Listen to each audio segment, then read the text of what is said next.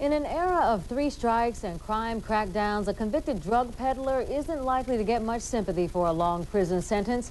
But has the system gone overboard on nonviolent criminals? Well, many believe it has, especially in federal court, where tougher mandatory minimum sentences have taken away a judge's discretion.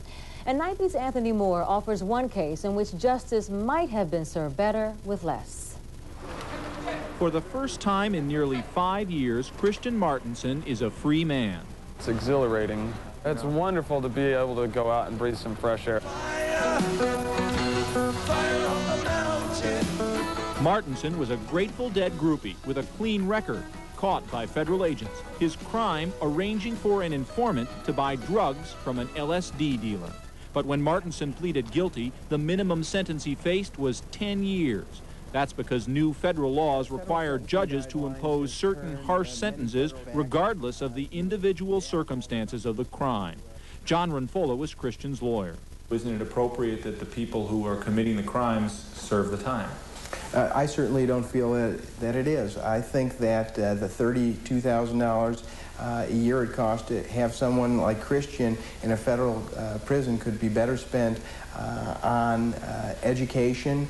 Christian could have been given an opportunity to go to a work camp until he completed his GED. The judge apparently sympathized. He sentenced Christian to 5 years, not 10.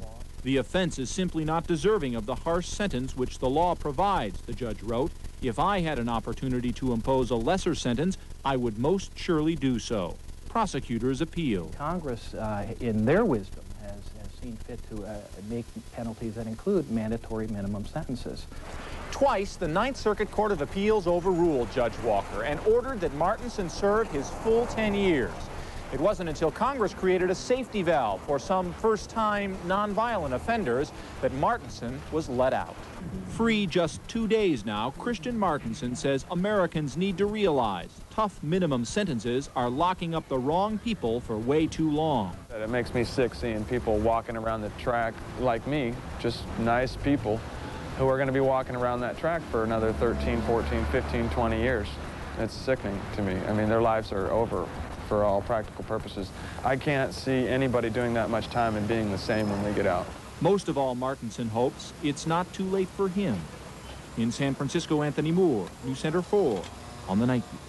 Well, Anthony adds Martinson may be one of the lucky few. There is a move in Congress to eliminate the safety valve that lets nonviolent first-time offenders out of federal prison early. 60% of the people in federal prison in this country are there on drug offenses. There's a lot more ahead on Night Beat.